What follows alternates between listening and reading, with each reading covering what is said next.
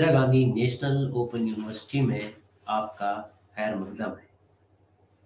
आज हमारे क्लास का जो मौजू है वो है स्टडी ऑफ उर्दू क्लासिकल गज़ल के हवाले से मीर तकी मीर की गज़ल गोई के बुनियादी अनासिर है।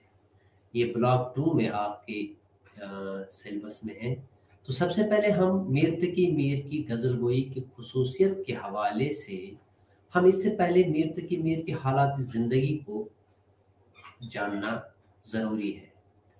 इसकी वजह यह है कि मीर तकी मीर की ज़िंदगी जो है उसकी अक्कासी उनकी शायरी में कहीं न कहीं दिखती है। चूँकि मीर तकी मीर के हालात ज़िंदगी इसमें सबसे पहले हम ये देखते हैं कि मीर तकी मीर जो है 1722 ईस्वी में अकबराबाद यानी आगरा में पैदा हुए और 1810 ईस्वी लखनऊ में वफात पा गए। मीर के आबा व अजदाद का ताल्लुक हिजाज से था और वहाँ से दक्कन आए। फिर उनके परदादा ने अकबर आबाद ही में सुकूनत इख्तियार की। मीर के वालिद का नाम मोहम्मद अली मुत्तकी था, जो एक दरवेश सिफत, सूफी मनुष्य और खुदा परस्त इंसान थे। मीर की ज़िंदगी पर इसके गहरे असरात पाए जाते हैं। उनकी ज़हनी नशोनुमा और तरबियत उनके ख़ानदान की रहीन मिन्नत है, क्योंकि हर शायर के यहाँ जो एक कहते हैं कि वालिद जो होते हैं या घरेलू जो माहौल होता है वो एक बच्चे की परवरिश में काफ़ी अहम रोल अदा करता है। क्योंकि आपके वालिद जो थे एक दरवेश सिफत, सूफी मनुष्य और खुदा परस्त इंसान थे, तो ये सब चीज़ें उसके गहरे असरात जो है वो कहीं न कहीं उनकी ज़हनी नशोनुमा में और उनके जो शायरी में मीर के यहाँ ये सब हमें पाई जाती है। मीर अपनी खुद नविश्त ज़िक्र मीर ने अपनी खुद नविश्त लिखी है जिसका नाम ज़िक्र मीर है।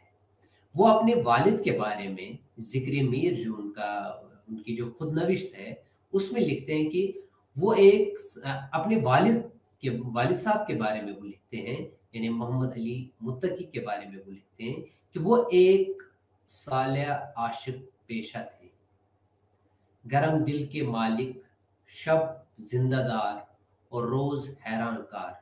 यानी वो हमेशा गरम दिल रहते थे, एक आशिक मिजाज थे, एक सूफी मनुष्य इंसान थे। अच्छा, एक और जगह इसी ज़िक्र मीर में वो फरमाते हैं कि मेरे वालिद मुझसे कहा करते थे कि ए बेटे इश्क इख्तियार कर, क्योंकि इश्क के बगैर जिंदगी बवाल है। दुनिया में जो कुछ है इश्क का मजहर है। अच्छा, इस नसीहत का मीर पर काफ़ी असर पड़ा, क्योंकि ये इश्क उनकी शायरी का एक अहम जुज़ है। दूसरी चीज़, ये सूफिज़म में जो तसव्वुफ में जो इश्क का मजहर है, यानी दुनिया में जो कुछ चीज़ें आपको दिखती है वो इश्क के मज़ाहिर को ज़ाहिर करती है, खुदा की खुदाबंदी वहदतुल उस वजूद को वो ज़ाहिर करती है। तो इसी हवाले से अगर देखा जाए कि वालिद साहब उनको ये कह रहे हैं कि इश्क के बगैर ज़िंदगी वबाल है, यानी इश्क का मजहर है। दुनिया में जो कुछ है वो इश्क का मजहर है। तो जाहिर सी बात है ये सब चीज़ें उनकी ज़िंदगी से मुंसलिक फिर आगे होने लगी और उनकी तरबियत और उनके ख़ानदान ने जो उनको इस तरह से अपने आगोश में पाला, उस तरबियत जो की वो कहीं न कहीं उनकी शायरी में उसकी अक्कासी हमें ज़रूर मिलती है। दूसरी चीज़, मीर तकी मीर के हवाले से हमें ये ध्यान में रखना चाहिए कि उनकी ज़िंदगी और उस वक़्त के अहद के सियासी और समाजी सूरत हाल को हमें सामने रखना होगा।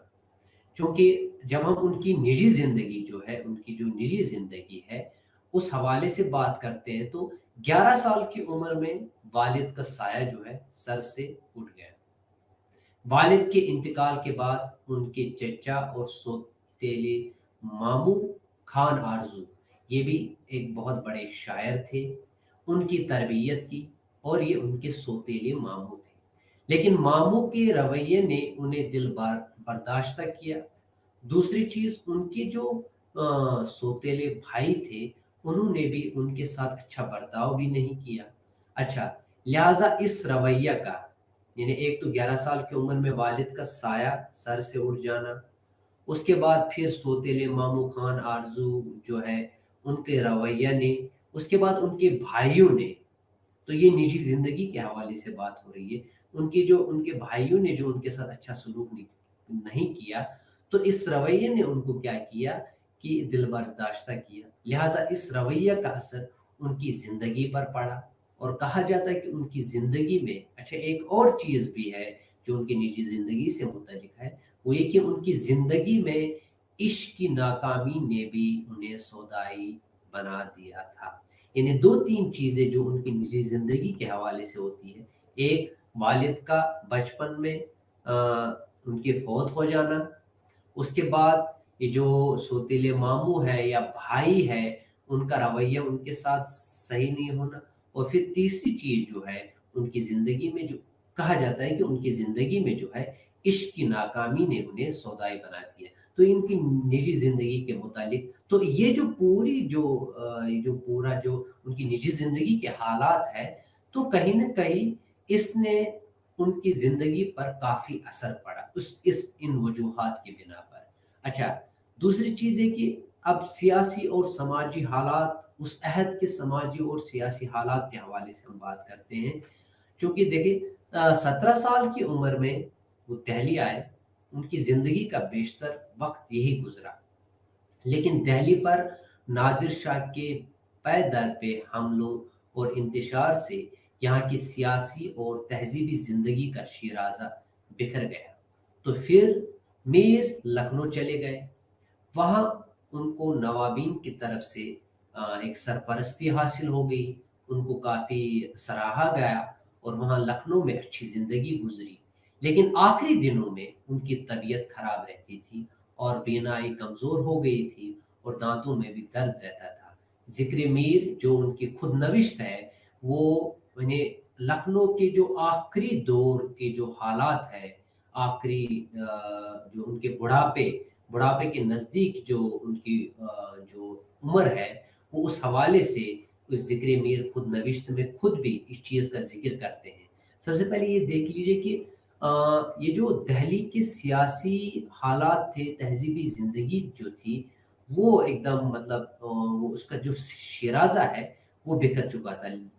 سیاسی حالات دہلی کے ٹھیک نہیں تھے، اور پرآشوب ماحول تھا، تو اس وجہ سے بھی ان حالات نے بھی میر کو کافی دکھ دیے، کافی درد پہنچایا، تو جس کی عکاسی ہمیں ان کے یہاں بھی ملتی ہے۔ آگے ہم جب پڑھیں گے کہ ان کے بارے میں کہا جاتا ہے کہ انہوں نے آپ بیتی کو جگ بیتی بنا دیا، تو کہیں نہ کہ ان کے اوپر جو گزری تھی انہوں نے اس کو جگ بھی دیا، یعنی جو چیز ہم دہلی کے سیاسی حالات کے حوالے سے پڑھتے ہیں، ان کی نجی زندگی سے، تو اس کا اثر کہیں نہ کہیں ان کی زندگی آپ بیتی جو تھی، آپ بیتی کو انہوں نے پھر جگ بیتی جو ہے بنا دیا۔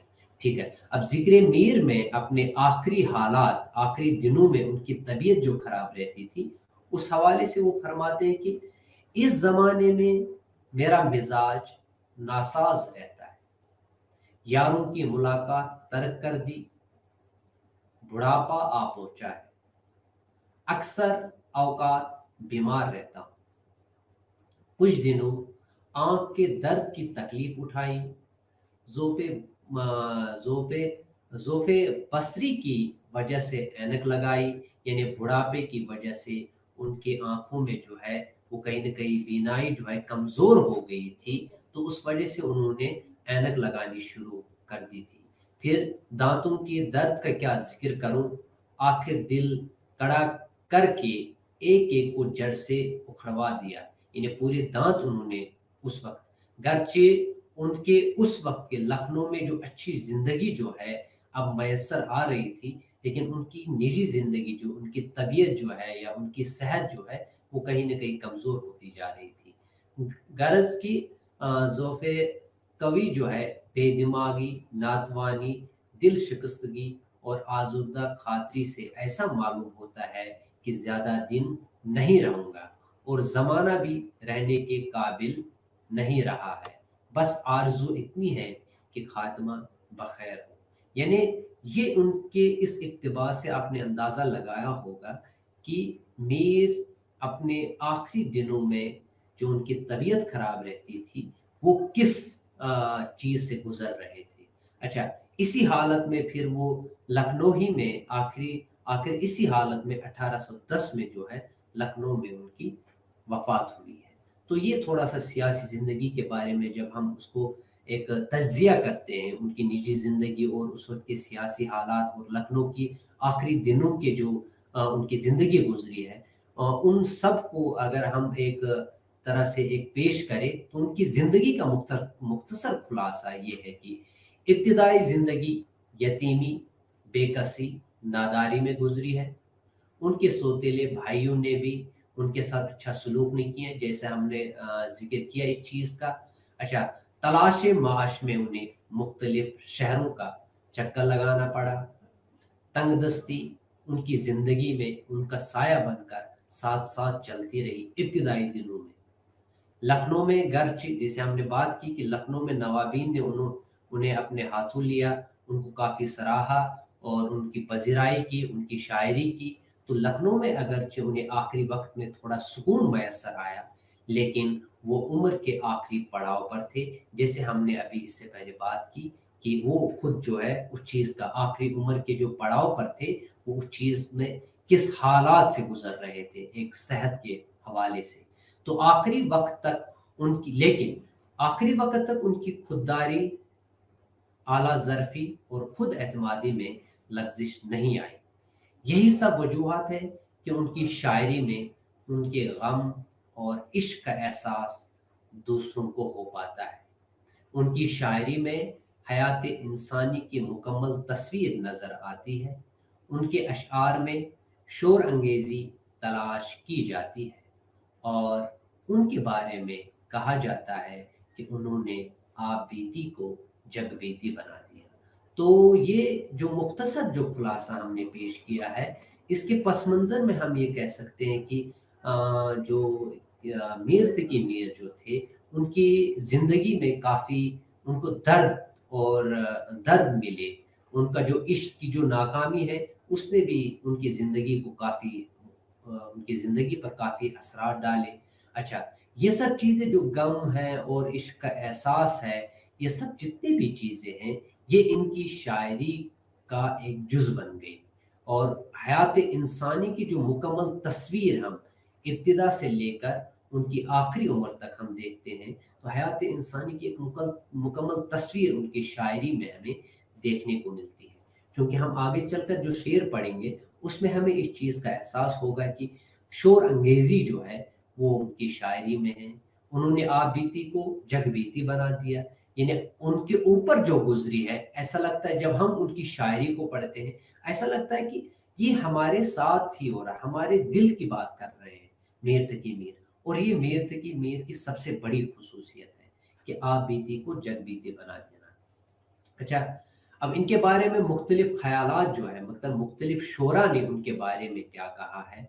मिसाल के तौर पर हमारे उर्दू अदब के जो बहुत बड़े शायर मिर्ज़ा गालिब हैं, मिर्ज़ा गालिब ने भी मीर तकी मीर के बारे में कहा है कि रहते के तुम ही उस्ताद नहीं हो गालिब, कहते हैं अगले ज़माने में कोई मीर भी था। अब इससे 2 चीज़ें हैं। गालिब के यहाँ ये भी पाया जाता है कि वो अपनी तारीफ़ इसमें खुद कर रहे हैं, लेकिन कहीं न कहीं दूसरी चीज़ ये भी हमें यहाँ पे महसूस होती है कि गालिब जैसे बड़े जो बहुत बड़ा शायर है, तो वो मीर तकी मीर के बारे में ये अल्फ़ाज़ कह रहे हैं, ये शेर कह रहे हैं, तो ये इससे उसकी अहमियत बढ़ जाती है। उससे इस चीज़ का अंदाज़ा लगाया जा सकता है कि मीर कितने बड़े पाए के शायर थे। इसी तरह से दूसरा शेर जो है वो ज़ौक़ का है, न हुआ पर न हुआ मीर का अंदाज़ नसीब, ज़ौक़ यारों ने बहुत ज़ोर गज़ल में मारा। चूंकि इस हवाले से ये कहा जाता है कि इन्होंने दरअसल एक तंजिया के तौर पर, ये जो शेर है, न हुआ पर न हुआ मेर का अंदाज नसीब, ज़ोक यारों ने बहुत जोर गजल में मारा, ये शेर जो है ये कहा जाता है कि ज़ोक ने ये तंजिया तौर पर रेहते का ये जो गालिब है मिर्ज़ा गालिब, उनके ऊपर कहा था कि उन्होंने बहुत जोर गजल में मारने की कोशिश की कि मैं भी मीर बन जाऊं, लेकिन उसको ये नसीब ही नहीं हुआ, ये अंदाज नसीब ही नहीं हुआ। एक तो ये तंज है, चलो, लेकिन इस तंज में भी आप देख रहे होंगे कि एक तजिया है मीर की शायरी को, एक जो उनकी शायरी है उसके बारे में एक अंदाजा हम लगाया जा सकता है कि ये कितने बड़े शायर थे। तो ये ज़ौक़ के हवाले से उन्होंने बात की। अच्छा, वो खुद भी अपने बारे में कहते हैं उनके कलाम के हवाले से, कि ये जो आगे हम जो शेर पढ़ रहे हैं कि सारे आलम पर हूँ छाया हुआ, मुस्तनद है मेरा फरमाया हुआ, जाने का नहीं शोरे सुखन का मेरे हरगिज, ताहशर जहां में मेरा दीवान रहेगा। ये अशआर जो है ये मीर ने अपने बारे में कहे हैं, और हकीकत में जाने का नहीं शोर सुखन का मेरे हरगिज, ताहशर जहां में मेरा दीवान रहेगा। हम ये तो नहीं कह सकते हैं कि ताहशर, लेकिन अभी तक जो 1700 के आसपास में उनकी जो 1700-1810 के आसपास जो उनकी शायरी हुई है, दो तीन दिहाई जो ये सदियां जो गुजर चुकी है, लेकिन अभी भी मीर को उसी हवाले से पढ़ा जाता है और मीर को अपने अंदर एहसास किया जाता है। भले ही हम ये नहीं कह सकते शायद ताहशर रहेगा, लेकिन अभी तक तो हम ये जो दीवान है और शौक से पढ़ा जाता है। और दूसरी चीज़, उसके हवाले से जो ज़िक्र मीर है, चाहे उनकी शायरी है, वो वाकई में मुस्तनद है। उसके बहरों को, उसके औज़ान को हम एज ए उस्ताद के तौर पर हम उसको मानते हैं। उनके बहर में आजकल के जो शोरा है वो शायरी करते हैं, और हकीकत में उन्होंने जो कहा है कि सारे आलम पर हूँ छाया हुआ, हकीकत में पूरी दुनिया, पूरे सारे आलम पर जो है मीर तकी मीर जो है छाए हुए हैं। ये बात उन्होंने 100% दुरुस्त अपने बारे में कही है। अब हम जो हमारे सिलेबस में, जो हमारे इस सिलेबस में मीर तकी मीर की जो दो गज़लें हैं, तो उस हवाले से हम बात करेंगे। सबसे पहली गज़ल जो है वो है पत्ता पत्ता बूटा बूटा हाल हमारा जाने है, जाने न जाने गुल ही न जाने बाग तो सारा जाने है। देखिए, लफ्जों, सबसे पहले लफ्जों के इंतखाब पे आप गौर कीजिए।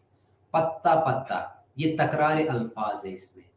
पत्ता पत्ता, बूटा बूटा, जाने न जाने, फिर जाने न जाने, फिर बाग तो सारा जाने है। तो कहीं ना कहीं आप देखिए लफ्जों का इंतखाब किस तरह मीर तकी मीर के यहाँ।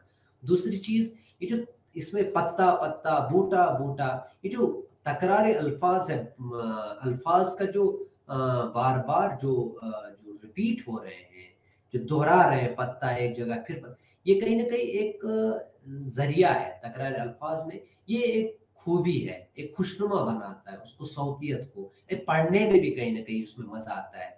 पत्ता पत्ता बूटा बूटा हाल हमारा जाने है, जाने न जाने गुल ही न जाने बाग तो सारा जाने। एक पढ़ने में भी एक अंदाज इसका एक पुरलुत्फ है, और पढ़ने में भी इसकी बड़ी आवाज। अब इसमें क्या चीज कही कि इसमें असल में मीर तकी मीर ने अपने महबूब की बेतवजही जो है, उनको जो उसकी तरफ तवज्जो नहीं दे रहे हैं, तो उसका जिक्र हुआ है। अपने हालात का, अपने हालत जार का बयान हुआ है। यानी ये कह रहे हैं कि पत्ता पत्ता बूटा बूटा हाल हमारा जाने, जाने न जाने, हर कोई मेरे हाल जान रहा है, लेकिन सिर्फ एक ही है मेरा महबूब, जाने न जाने गुल ही न जाने। अब देखिए यहाँ गुल जो है, गुल और बाग, गुल को महबूब के मानने में लिया है, और बाग में गुल ही खिलते हैं। तो कहीं ना कहीं गुल एक खूबसूरत معنی میں بھی آتا ہے، اور محبوب جو ہے، محبوب کو یہاں گل کے معنی میں لیا ہے۔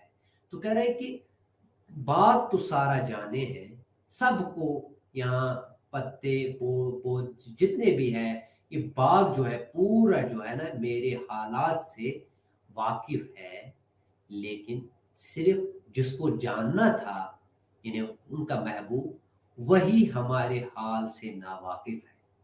دیکھیے، جس شخص کو میری اس کیفیت کا احساس ہونا چاہیے تھا، وہ میری حالات سے بے خبر ہے۔ ان کا محبوب جو ہے وہ جان بوجھ کر ان کے حال دل سے واقفیت رکھنا ہی نہیں چاہتا ہے، جس کا ان کو انتہائی جو ہے گلہ ہے، دکھ ہے، درد ہے کہ سارے لوگ تو میرے حالات کو جان رہے ہیں۔ ایسا لگتا ہے کہ یہ پورا باغ جو ہے، انہیں یہاں آپ یہ بھی کہہ سکتے ہو کہ باغ تو سارا جانے ہیں۔ باغ آپ یہاں دنیا کے معنی میں بھی لے سکتے ہو، دنیا کے تمام لوگ، چاہے پتے، چاہے چھوٹے پتے، پتا پتا، بوٹا بوٹا، چاہے چھوٹے بچے ہو، چھوٹے بچوں سے لے کر بوڑھوں تک، جتنے بھی اس دنیا میں جتنے بھی مخلوقات ہیں، وہ میرے حالت زار سے واقف ہے۔ یعنی دنیا میں جتنے بھی ان کے حال دل سے سب واقف ہیں، لیکن یہ کیفیت جو ہے انتہائی جو ہے تکلیف دہ ہے کہ ان کی خستہ حالی، ان کے غم اور ان کی تکلیف سے ان کا محبوب جو ہے واقف ہی نہیں ہے۔ یہ بیان اور یہ انداز جو ہے خدائے سخن میر کی باکمال صلاحیت ہے۔ اچھا، ان کو خدائے سخن بھی کہا جاتا ہے، میر کو خدائے سخن کہا جاتا ہے۔ اچھا، دوسری دیکھیے، ایک استراحتی انداز دیکھیے، اس میں پتا، بوٹا اور گل کے ذریعے اپنے محبوب کے بارے میں بات ہو رہی ہے۔ یہاں استراحتی انداز یعنی گل جو ہے، گل کو محبوب کے معنی میں یہاں لیا ہے۔ اس طرح پتا پتا لوگ جو ہے، لوگوں کے معنی میں آپ لے سکتے ہیں۔ آپ جتنے بھی ہمسائے یا دنیا کے جتنے بھی لوگ ہیں، یا بوٹا، سب جو ہے نا، گل جو ہے نا، سارے لوگوں کو ایک استراحتی انداز میں انہوں نے پیش کرنے کی کوشش کی ہے اپنے محبوب کے بارے میں، لیکن وہ بات کر رہے ہیں۔ لفظوں کا انتخاب، جیسے میں نے کہا کہ پتا پتا، بوٹا بوٹا، جانے نہ جانے، اس کے بعد پھر جانے نہ جانے، گل ہی نہ جانے، باغ تو سارا جانے ہے۔ جانے اگر دیکھا جائے تو ایک مطلب جانے نہ جانے دو، اور پھر جانے نہ جانے یعنی 4 مرتبہ جو ہے، 4-5 مرتبہ جانے کا جو ہے لفظ جو ہے وہ اس شعر میں آیا ہے۔ تو اس کو تکرار الفاظ، اس کی وجہ یہ کہ ایک موسیقیت، ایک صوتیت اس میں بڑھ جاتی ہے۔ اس میں ایک طرح سے ہم کہہ سکتے ہیں کہ پڑھنے میں اس کی ایک اپنی ایک دھن ہو جاتی ہے۔ پتا پتا، بوٹا بوٹا، حال ہمارا جانے ہیں، جانے نہ جانے، گل ہی نہ جانے، باغ تو سارا جانے ہیں۔ یہ پہلا شعر۔ اب دوسرا شعر دیکھیے، عاشق سا تو سادہ کوئی اور نہ ہوگا دنیا میں، کیوں جی کی ضیا کو عشق میں اس کے اپنا وارا جانے ہے۔ دیکھیں، ایک آسان اور عام فہم جو ہے انداز، سہل ممتنع جس کو ہم کہتے ہیں، ایک آسان سا انداز میر نے یہاں پہ اپنایا ہے کہ عاشق سا تو سادہ کوئی اور نہ ہوگا۔ یہ دنیا میں عاشق جیسا سادہ اور بھولا انسان اس دنیا میں عاشق کے سوا کوئی ہو ہی نہیں سکتا ہے۔ اس کی وجہ کیا ہے؟ کیونکہ وہ عاشق جو ہے اپنے آپ کو فنا کرتا ہے ایسے اپنے محبوب کے لیے، یعنی جی کے ضیا کو، اپنی جان کو، اپنے جو جان ہے، جو جسم ہے، جو اپنے آپ کو قربان کرتا ہے، کس کے لیے؟ ضیا، یعنی جس کا کوئی فائدہ ہی نہیں ہے۔ جی کے ضیا کو عشق میں اس کے اپنا وارا جانے ہے۔ دیکھیے، اس کو پتا ہے کہ یہ سب فائدے مند بھی نہیں ہے، لیکن وہ نقصان کا سودا کر کے خوشی محسوس کرتا ہے۔ اتنا سادہ انسان ہے، یعنی یہ سادگی دکھائی جا رہی ہے کہ ایک عاشق کتنا سادہ ہوتا ہے۔ کیونکہ کوئی انسان تو ایسا نہیں ہو سکتا ہے نا کہ کوئی انسان نقصان کے بدلے نقصان کے بدلے کوئی انسان اپنے آپ کو اپنی جان دے دے، لیکن اور وہ ضیاء ہے، نقصان ہے، لیکن وہ اس نقصان میں بھی اتنا وہ سادہ ہے، وہ اس نقصان میں بھی اپنے آپ کو خوشی محسوس کرتا ہے، اور جبکہ اس کی جان ضائع ہو رہی ہے اور وہ اپنی اس قربانی کو نفع سے تعبیر کرتا ہے۔ عاشق سا تو سادہ کوئی اور نہ ہوگا دنیا میں، جی کے ضیاء کو عشق میں اس کے اپنا وارا جانے ہیں۔ ٹھیک ہے، چارہ گری بیماری دل کی، رسم شہر حسن نہیں۔ دیکھیے شہر حسن یہاں پہ مراد ہے محبوب کا شہر، ٹھیک ہے، شہر حسن محبوب کا شہر۔ چارہ گری بیماری دل کی، چارہ گری کہتے ہیں کہ عیادت کو، مزاج پرسی کو، جو انسان بیمار ہوتا ہے تو اس کے لیے انسان چارہ گر بن کر انسان جاتا ہے، تو عیادت کے لیے جاتا ہے، مزاج پرسی اس کے لیے پوچھی جاتی ہے کیا حال ہے، تو چارہ گر اسی معنی میں۔ چارہ گری بیماری دل کی، رسم شہر حسن نہیں۔ اب دیکھیے، ورنہ دلبر ناداں بھی اس درد کا چارہ جانے ہیں۔ انہیں شہر میں، محبوب کے شہر میں ایک رسم یہ ہے کہ وہاں بیمار دل کو اس کی عیادت کے لیے کوئی نہیں جاتا ہے، ورنہ اس کو اس درد کا احساس ہے، لیکن شہر جو ہے، محبوب کے شہر میں ایک رسم اور رواج ہے کہ اگر کوئی بیمار ہو جاتا ہے اس کا چارہ گری کے لیے تو لوگ جاتے ہیں، لیکن جو دل کا بیمار ہوتا ہے، جو ظاہری طور پر دکھتا نہیں ہے، لیکن اسی کا بیماری دل، یعنی وہاں پہ ایک رسم ہے کہ وہاں وہ چارہ عیادت کے لیے نہیں جاتے ہیں محبوب کے شہر میں۔ ورنہ دل بر ناداں بھی اس درد کا چارہ جانے ہیں، ورنہ میں اس درد کا چارہ جانتا ہوں کہ اگر میرا محبوب مجھ سے میرے لیے عیادت اور مزاج پرسی کے لیے آ جائے تو اس درد کا چارہ ہو جائے گا۔ دیکھیں، شہر میں بیمار دل کی عیادت اور مزاج پرسی کی رسم نہیں ہے، سبھی اپنے آپ میں مگن ہیں۔ اگر دل کے درد کا احساس یہاں کے لوگوں کو ہوتا تو یہ رسم نہیں ہوتی۔ بیماری دل جو ہے وہ یہ سمجھتے ہیں کہ یہ کوئی بیماری نہیں ہے، جبکہ اندرونی طور پر، باطنی طور پر سب سے بڑی جو بیماری ہے وہ میر کہہ رہے ہیں کہ بیماری ہی دل ہی ہے۔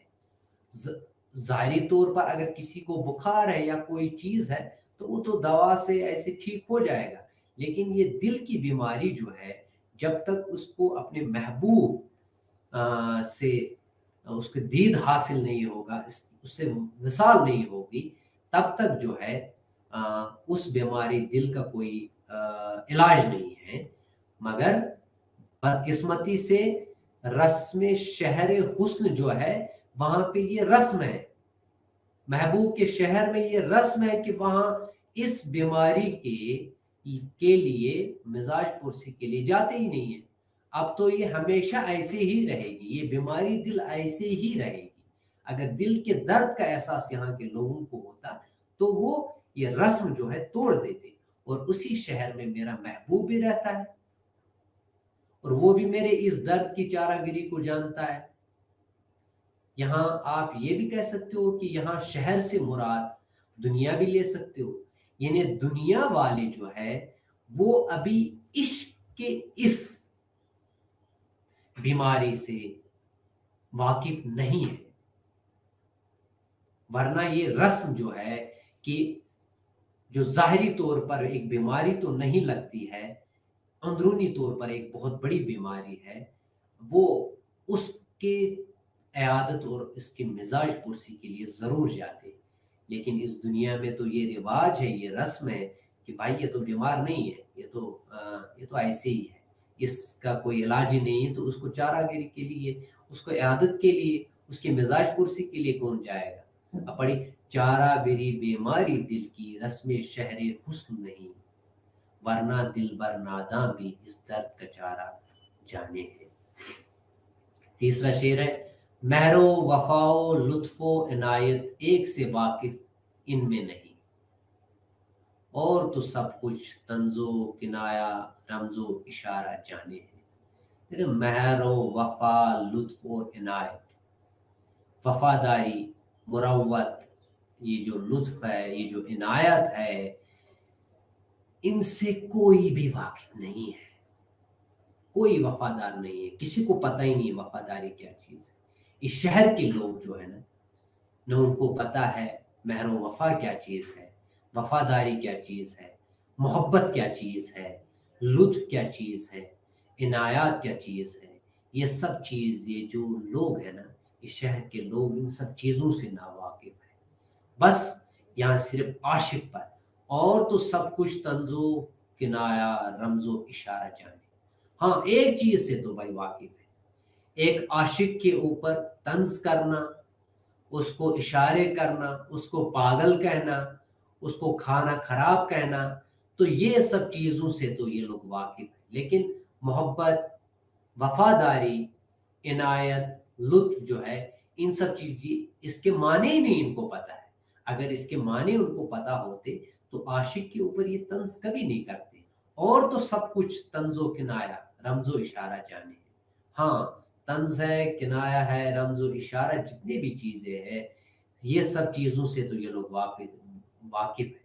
صرف عاشق پر طنز اور مذاق سے لوگ واقف ہیں کہ ہر وقت اس کے اوپر جو ہے تانا کسنا، یہ پاگل ہے، یہ دیوانہ ہے، یہ سب چیزیں ہیں، ان سے یہ لوگ چیز تو واقف ہے، کیونکہ یہ لوگ وفاداری تو جانتے ہی نہیں، یہ جو محبت جانتے ہی نہیں، کبھی تو عشق کیا ہی نہیں ہے، کبھی محبت کی ہی نہیں۔ اگر ان لوگوں نے کبھی محبت کی ہوتی تو یہ ہمارے اوپر طنز نہیں کرتے، ہمارا مذاق نہیں اڑاتے۔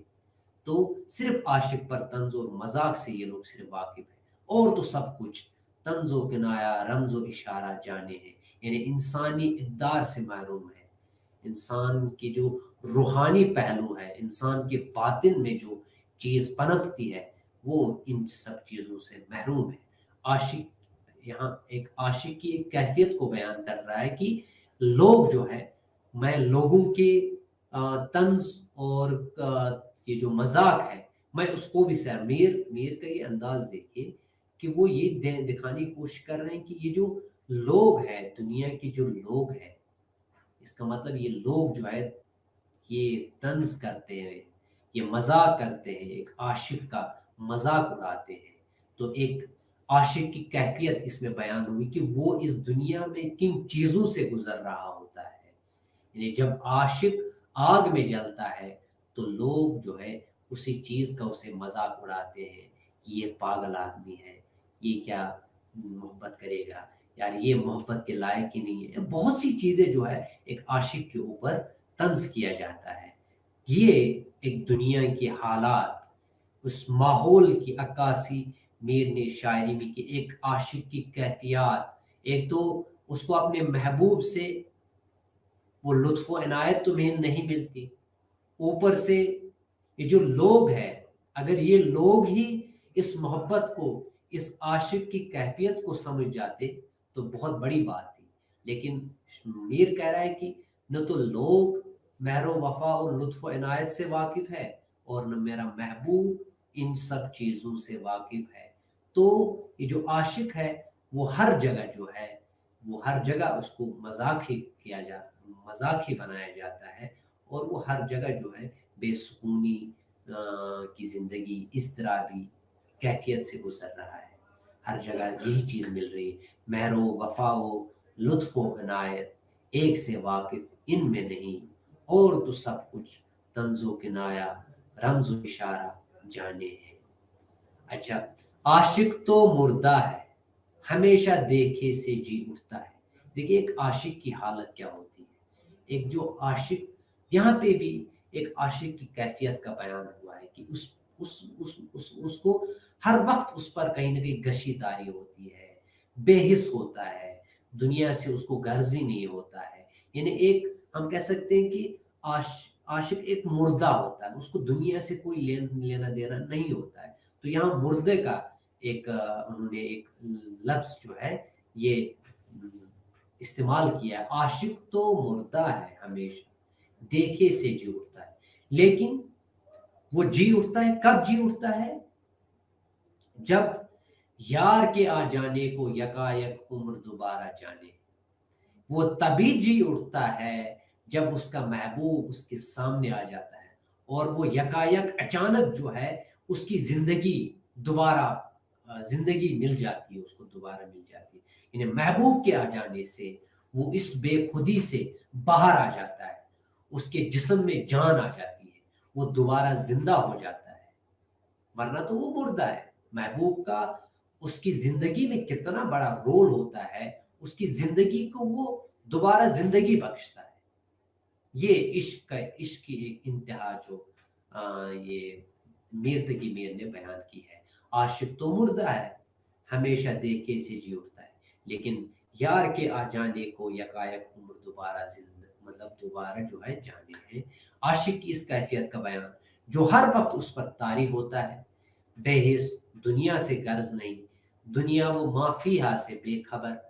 आशिक की इन कैफियतों को मुर्दे से ताबीर किया गया। जैसे मैंने अभी कहा कि दुनिया से बेखबर जब इंसान होगा तो उसको मुर्दा ही कहा जाता है, लेकिन महबूब के आ जाने से वो इस बेखुदी, इस बेखबरी, इस दुनिया और माफी, जो दुनिया से बेगर्जी, इस दुनिया से वो कहीं ना कहीं उसके सामने जब उसका माँ हासिल आ जाता है, जिससे वो इश्क करता है अपने महबूब, तो इस बेखुदी से वो बाहर आ जाता है, उसके जिस्म में जान आ जाती है, वो दोबारा जिंदा हो जाता है। और महबूब देखिए, महबूब का जिंदगी में कितना बड़ा रोल है। इस शेर में मीर किस तरह से बयान कर रहा है कि जिंदगी को दोबारा जिंदगी बख्शने वाली अगर कोई चीज है तो वो मीर तकी मीर के यहाँ एक महबूब का आ जाना, महबूब के वस्ल से उनकी जिंदगी जो है वो जिंदा हो जाती है। क्या क्या फितने सर पर उसके लाता है माशूक अपना, जिस बेदिल बेताबो तवा को इश्क मारा जाने है। यानी क्या क्या फितने सर पर उसके लाता है माशूक। माशूक अपने यानी माशूक अपने सर पर पता नहीं कितनी कितनी आफतें, मुसीबतें, फितने जो है वो माशूक अपने महबूब पर लाता है। न जाने कौन कौन सी आफतें, मुसीबतें, फितने जो है माशूक, बहुत आसान और आम फहम जुबान की बात है कि क्या क्या फितने सर पर उसके लाता है माशूक अपना, जिस बेदिल बेताब बेताब तवा को इश्क मारा जाने हैं। यानी आशिक की जो कैफियतों का जिक्र है ये इस शेर में, कि जिससे आशिक दो चार होता है, और वो आशिक फितरी तौर पर नातवा, बेजान और बेताब होता है। जिसे ऊपर के जो शेर में जिसे आशिक मुर्दा कहा है, इसी तरह से आशिक जो फितरी तौर पर जो है क्लासिकी शायरी में वो नातवा होगा, बेजान होगा, बेताब होगा, एक मारा होगा, वो उसके पास इतनी सलाहियत नहीं होगी कि वो इन सब चीज़ों को बर्दाश्त कर सके। आशिक तो पहले से काबिल रहम होता है, ऊपर से माशूक के मुख्तलिफ अंदाज के जरिए उसे मजरू करना। इस शेर में ये दिखाया गया क्या क्या फितने सर पर उसके लाता है माशूक।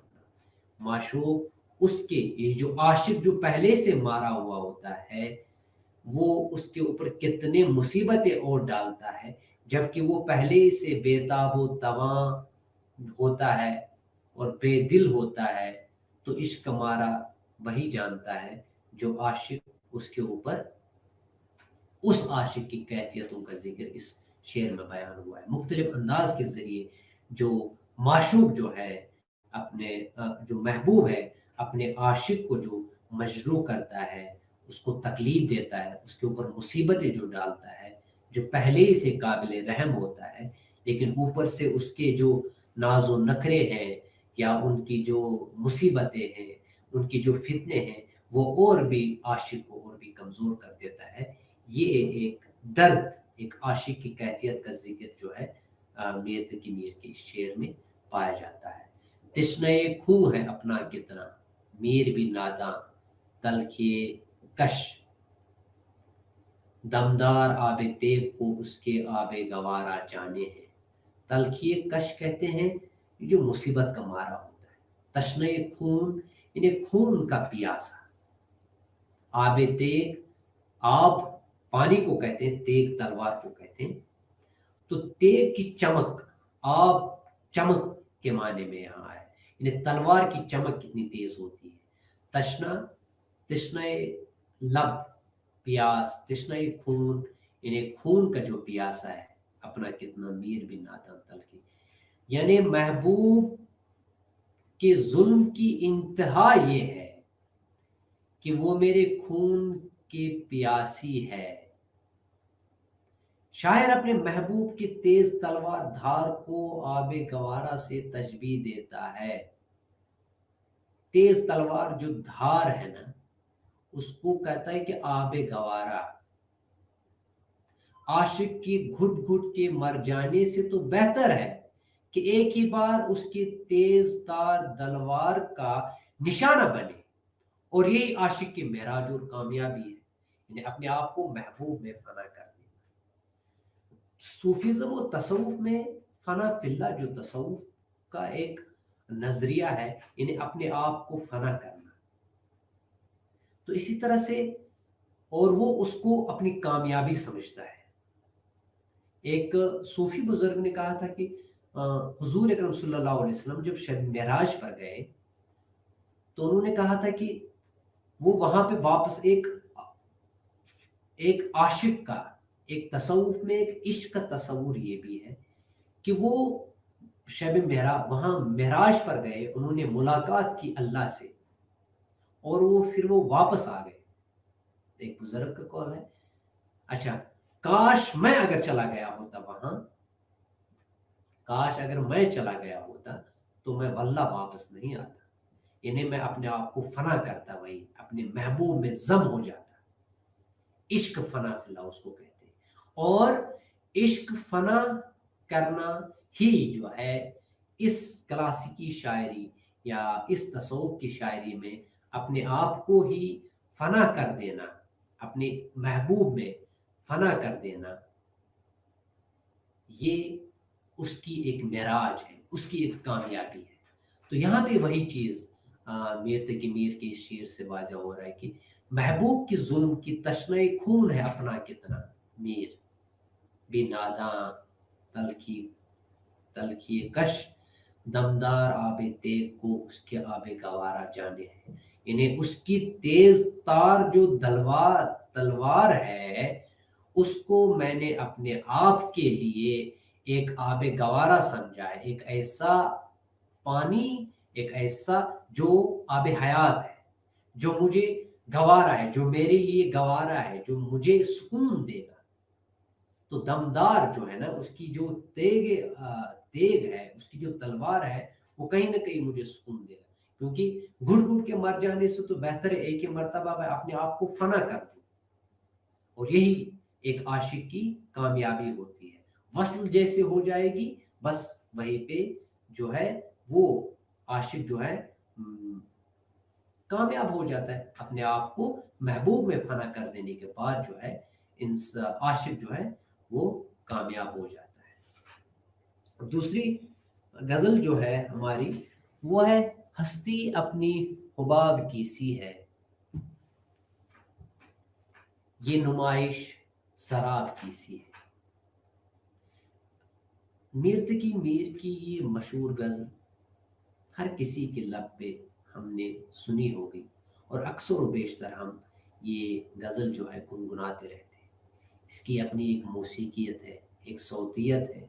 एक छोटी बहर में ये गज़ल मीर की बड़ी मशहूर है। अच्छा, हस्ती, यहाँ हस्ती के माने में जो है वो ज़िंदगी के माने में है। हस्ती अपनी हुबाब, हुबाब कहते हैं बुलबुला, जो पानी में हम ऐसे जब पानी गिरता है उसमें तो उसमें बुलबुले उठते हैं, उसको बुलबुला कहते हैं। अच्छा, हस्ती की भी और हुबाब, इन दोनों में मुमासलत क्या है? इन दोनों में मुमासलत यही है कि दोनों का जो मुकद्दर है वो फना है, खत्म हो जाना है। तो हस्ती अपनी हुबाब की सी है। एक तशबीह के तौर पर हस्ती को अपने हुबाब से तशबीह दी है उन्होंने। अपनी जिंदगी भी उस हुबाब की तरह है, जिस तरह से एक मर्तबा में वो खत्म हो जाता है, इसी तरह ये जिंदगी भी है। ये नुमाइश कहते हैं, दिखावा। ये जो नुमाइश होती है, एग्जीबिशन, एक दिखावा होता है। अच्छा, शराब, धोखा, ये दुनियावी जो जिंदगी है वो दिखावा है, नामो नमूद के सिवा कुछ भी नहीं है। ये दिखावा है, एक धोखा है। यहाँ पर वही बात आ जाएगी कि सूफीज्म में, तसव्वुफ में वहदतुल वजूद का जो एक तस्वुर था कि ये दुनिया फरेब है, धोखा है, ये जिंदगी जो है धोखा है, ये परतव है, वजूद सिर्फ एक ही है, बाकी जो है ये हकीकी नहीं है, ये नकल की नकल है, तो इसकी कोई अपनी हस्ती ही नहीं है।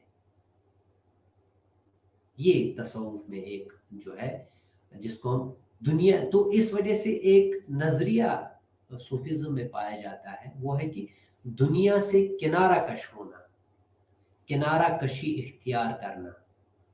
यानी इस वजह से तुम एक गार में बैठे रहो, इस दुनिया से किनारा कश हो जाओ। ये दुनिया जो है ये माया है, शराब है, धोखा है, हाँ, ये नकल की नकल है, ये हकीकी नहीं है। तो इस शेर में अगर आप गौर करेंगे तो इसमें वही चीज है कि ये जिंदगी जो है ना, ये दुनियावी जिंदगी जो है ना, ये दिखावा है, ये नुमाइश है, ये नुमाइश है। और ऐसी नुमाइश जो है जो शराब है, धोखा है। तो हमारी जिंदगी भी इसी तरह है, इसको एक न एक दिन मिटना है। जिस तरह से हुबाब मिट जाता है, जिस तरह एक बुलबुला जो है आते ही खत्म हो जाता है, इसी तरह से हमारी जिंदगी भी जो है वो भी खत्म होने वाली है। फनाइयत है इसमें, दोनों का मुकद्दर जो है वो फना है। तो अब देखिए, हस्ती अपनी हुबाब की सी है, ये नुमाइश शराब की सी है। नुमाइश दिखावा को कहते हैं, ये दुनियावी। इन्हें इस शेर में सिर्फ यह दिखाने की कोशिश की गई कि ये जिंदगी जो है ना, ये फना होने वाली है, और ये दुनियावी जिंदगी जो है ये एक खेल तमाशा है ना।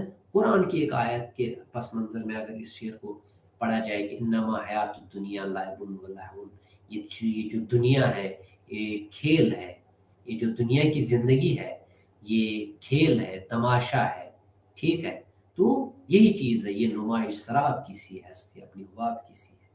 अब दूसरा शेर, इसी गजल का जो दूसरा शेर है, नाज की उसकी लब की क्या कहिए, पंखड़ी एक गुलाब की सी। ये मीर तकी मीर का बड़ा मशहूर शेर है और बहुत ही उम्दा शेर है कि नाज की उसके लब की क्या कहिए। देखिए, अपने महबूब की लब की तारीफ, अपने महबूब के होठों की तारीफ तशबीह देके किससे दे रहे हैं, और उसकी नाजगी जो है ना वो किस अंदाज से वो पेश कर रहे हैं। अपने महबूब के होठों की जो नाजगी है उसको किस तरह से तशबीह पेश करते हैं। लब की तशबीह जो है वो गुलाब की पंखड़ी से कर रहे हैं। पंखड़ी नरम होती है, एक ये भी कि दोनों का ताल्लुक जो है ना वो हसीन, खूबसूरत, दिलकशी से है। लब, महबूब के लब चूंकि हसीन ही होंगे, खूबसूरत होंगे, दिलकश होंगे। और फिर पंखड़ी, पंखड़ी का भी ताल्लुक एक खूबसूरती से होता है, दिलकशी से होता है। अच्छा, मीर अपने देखो कितने सहल और आसान और आम फहम अंदाज में मीर ने ये शेर कहा है। अपनी सहल शायरी में मीर को जो है सानी नहीं रखते हैं। जिस सहूलियत, सच्चाई और आसानी के साथ वो मज़ामीन को बयान करने की कुदरत रखते हैं, उसकी मिसाल पेश करना मुश्किल है ना। इस शेर में मीर ने बड़ी मासूमियत और सादगी के साथ अपने महबूब के हुस्न की तारीफ बयान की है।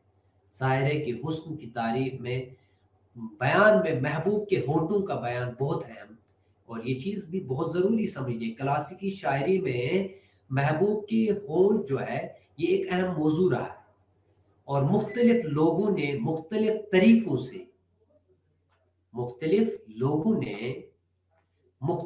طریقوں سے اس شعر کی جو ہے اپنے محبوب کے ہونٹوں کی جو ہے وہ تعریف کی ہے، لیکن میر کا یہ انداز بیان ایک منفرد ہے۔ تعریف کے بیان میں محبوب کی تعریف کے، حسن کی تعریف کے بیان میں محبوب کے ہونٹوں کا بیان جو ہے بہت اہم شے ہے۔ میر اپنے محبوب کے ہونٹوں کی ناز کی ملائم جو ہے، ان کی ناز کی جو سافٹنس جس کو ہم کہتے ہیں کو بیان کرتے ہوئے تشبیہ دیتے ہیں، اور وہ تشبیہ گلاب کے پھول کے پنکھڑی سے دیتے ہیں۔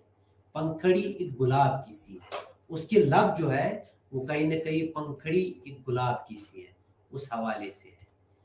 گلاب کی پنکھڑی بہت نازک ہوتی ہے، بہت نرم ہوتی ہے، اتنی نرم اور اتنی نازک ہوتی ہے کہ میر کو اپنے محبوب کے ہونٹوں کے بناوٹ بالکل گلاب کی پنکھڑی کے معنی نظر آتے ہیں۔ ٹھیک ہے، انتہائی مناسب تشبیہ ہے پنکھڑی اور یہ چیز جو محبوب کے ہونٹوں کے لیے دی جا سکتی ہے، اور میر نے اس مناسبت ترین تشبیہ کا استعمال کر کے یہ ثابت کر دیا کہ میر جو ہے وہ ایما میں یا تشبیہات میں چناؤ میں بھی ان کا کوئی بدل نہیں ہے۔ آسان لفظوں میں کہا جائے تو بات صاف سمجھ میں آتی ہے کہ میر جو ہے اپنے محبوب کے ہونٹوں کو گلاب کی پنکھڑی کی طرح محسوس کرتے ہیں، ان کے ناز کی یا اس کی ملائمیت کی یا سافٹنس کی وجہ سے، اور اس طرح اس تشبیہ نے محبوب کے حسن کا بہترین جو ہے اس کے ہونٹوں کے، محبوب کے لب کی جو خوبصورتی ہے وہ بہترین نقشہ جو ہے اس شعر میں بیان ہوا ہے۔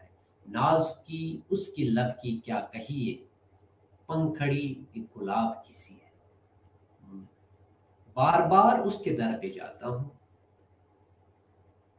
کیوں حالت اب اضطراب کی سی ہے۔ دیکھیے یہاں پہ پھر ایک عاشق کی جو ہے کیفیت بیان ہوئی ہے، اور عاشق کا اس کے در پہ جانا یہ ایک معمولی سی بات، اور کلاسیکی شاعری میں جیسے میں نے کہا کہ ایک محبوب جو ہے وہ مارا ہوا ہے، وہ اضطراب ہے، بے چین ہے، وہ ہر وقت جو ہے ستایا ہوا ہوتا ہے، تو اس کو تبھی سکون ملتا ہے جب اس کے در پہ جائے گا، اپنے محبوب کے گلی میں جب جائے گا تو اس کو سکون ہی ملے گا، ورنہ وہ ہمیشہ جو ہے بے اطمینانی زندگی اس کے میسر نہیں ہوتی۔ تو عاشق کی جو اس طرح بھی کیفیت ہے وہ میر اس شعر میں بیان کر رہے ہیں کہ بار بار اس کے در پہ جاتا ہوں، حالت اب اضطراب کی سی ہے۔ عاشق کی اضطرابی کیفیت، بے اطمینانی، بے سکونی کی حالت کی وجہ سے لگاتار جو ہے مسلسل ہمیشہ اپنے محبوب کے گلی میں جاتا ہے، تاکہ وہ وہاں پہ اس اضطرابی کیفیت کو، اس بے چینی کو دور کرے، اس بے اطمینانی کو دور کرے، بے سکونی سے وہ سکون حاصل ہو جائے محبوب کی گلی میں جا کر۔ تو وہ لگاتار جو ہے مسلسل اس کوشش میں لگا رہتا ہے کہ محبوب کی گلی میں جا کر مجھے ان کی دید حاصل ہو جائے، تو وہ ہمیشہ لگاتار جو ہے بار بار اس کے در پہ جاتا ہوں، میر کہہ رہے ہیں، تاکہ ان کا دیدار ہو جائے، اور دیدار نہ ہونے کے سبب یہ اضطراب دن بدن جو ہے بڑھتا ہی جا رہا ہے۔ حالت اب اضطراب کی سی ہے۔ پہلے تو اضطرابی کیفیت یہ تھی کہ جاتا تھا تو ایسا لگتا تھا کہ ملاقات ہوگی ملاقات ہوگی ملاقات ہوگی، اس ہجر میں اضطرابی کیفیت اور زیادہ، بے چینی جو ہے اور زیادہ، اس ہجر نے بے چینی اور زیادہ بڑھا دی ہے۔ اس لیے میں بار بار جاتا ہوں، بار بار، کیونکہ ملاقات ہی نہیں ہو پاتی ہے۔ اگر ان کا دیدار ہو جائے تو یہ جو اضطرابی کیفیت ہے وہ کہیں نہ کہیں کم ہوگی، یہ جو بے سکونی ہے وہ کہیں نہ کہیں کم ہوگی۔ لیکن اسی لیے میں بار بار اس کے در پہ جاتا ہوں.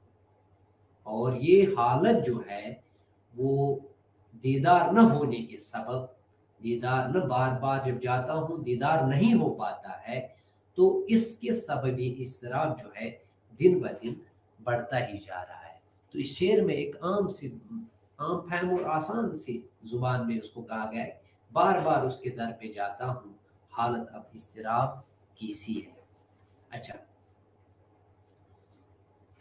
میں جو بولا کہا کہ یہ آواز، میر کا یہ انداز دیکھیے.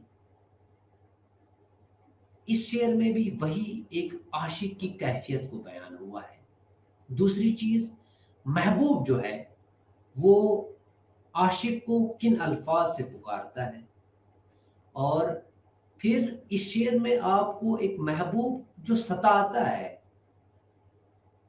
اپنے عاشق کو جو ستاتا ہے، اس کا اندازہ ہو جائے گا کہ وہ کتنی تکلیف سے، ایک عاشق جو کتنی تکلیف سے گزر رہا ہے. میں جو بولا کہا کہ یہ آواز، کہا کہ یہ آواز یعنی یہ کس نے کہا؟ یہ میر محبوب نے کہا. جیسے میں نے کچھ بولا تو وہاں سے ایک آواز آئی. کون سی آواز آئی؟ اسی کھانا خراب کی سی ہے. یہ جو دوسرا مصرع ہے، اسی کھانا خراب کی سی ہے، یہ دوسرا مصرع محبوب کے کہی ہوئی بات کو میر نے دوسرے مصرے میں لایا ہے. کچھ بولا ہے میر نے، اب یہاں پہ وہ بیان نہیں ہوا کیا بولا ہے، لیکن اس سے اندازہ لگا سکتے ہو آپ کہ وہاں پہ شاید نالے سنے ہوں گے، آوازاری سنی ہوگی، آہو بکا سنی ہوگی.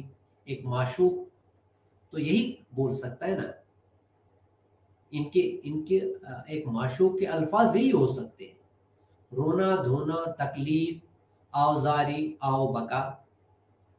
دیکھیے اس میں میر نے یہ واضح تو نہیں کیا میں نے کیا بولا، لیکن ایک اس طرح بھی کیفیت، میں جو بولا کہا کہ یہ آواز، اسی کھانا خراب کہتے ہیں جس نے اپنے گھر بار کو، اپنے گھر کو، اپنی ہستی کھیلتی زندگی کو فنا کر دیا ہو، ہے نا. تو وہ خراب کر دیا ہو. کھانا کہتے ہیں گھر کو، خراب کر دینا، انہیں گھرانے، اپنی گھریلو زندگی، اپنے گھر کو، اپنے جسم کو، اپنی حالات کو، انہیں آپ پورا جو ہے سر سے پاؤں تک کے جو حالات ہیں وہ عاشق کے جو ہے خراب ہو جاتے ہیں. تو محبوب نے جب میرے نالے، آوازاری اور آو بکا سنا تو میرے محبوب نے میرے آواز کو پہچانا. اچھا، یہ چیز بھی ہے کہ اس کو میرے نالے اور آوزاری اور آو بکا جو ہے وہ اس چیز سے واقفیت رکھتی ہے، میرا محبوب اس چیز سے واقفیت رکھتا ہے کہ یہ نالا و آوزاری ایک عاشق، میرا محبوب جانتا ہے کہ ایک عاشقی کر سکتا ہے. میں جو بولا کہا کہ یہ آواز اسی کھانا خراب کی سی ہے، تو تبھی کہا ہوگا نا، اس کا مطلب یہ ہوگا جب اس نے کہا کہ اسی کھانا خراب کی سی ہے، تو اس کا مطلب یہ ہوا کہ محبوب جانتا ہے کہ یہ عاشق کی ہی آواز ہے، اور عاشق ہی نالا و آوازاری کر سکتا ہے، آہو بکا کر سکتا ہے. تو میری آواز کو پہچانا اور کہا کہ یہ آواز جو ہے یہ کھانا خراب کی ہے، یہ اسی عاشق کی ہے جس نے اپنے آپ کو عشق میں برباد کیا ہے. میں جو بولا کہا کہ یہ آواز اسی کھانا خراب کی سی ہے. اس غزل کا جو مقطع ہے، آخری شعر جس کو ہم مقطع کہتے ہیں، اس میں مقطع میں شاعر اپنا تخلص بھی پیش کرتا ہے، استعمال کرتا ہے. اب یہاں میر جو ہے، میر اپنا تخلص بیان کر کے دیکھیے کیا کہتا ہے. میر ان نیم باز آنکھوں میں ساری مستی شراب کی سی. نیم باز آنکھیں کہتے ہیں کہ جو ہلکی آدھی بند اور آدھی کھلی ہوتی ہے، نیم جو ہلکی ہوتی ہے، اور وہ کیا ہوتی ہے جو ہلکی بند اور آدھی کھلی ہوتی ہے، وہ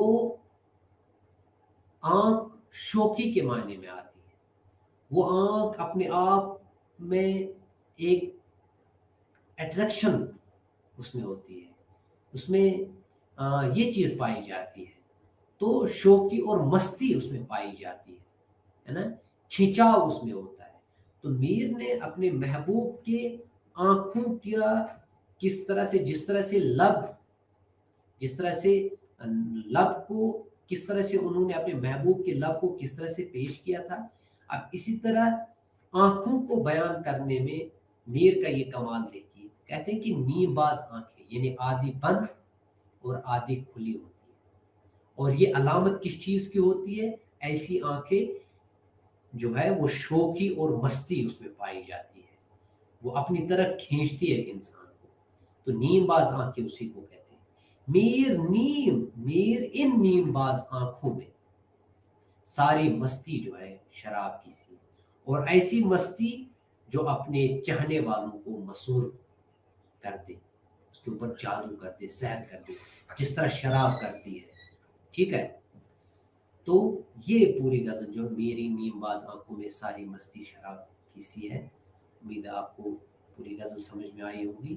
باقی السلام علیکم.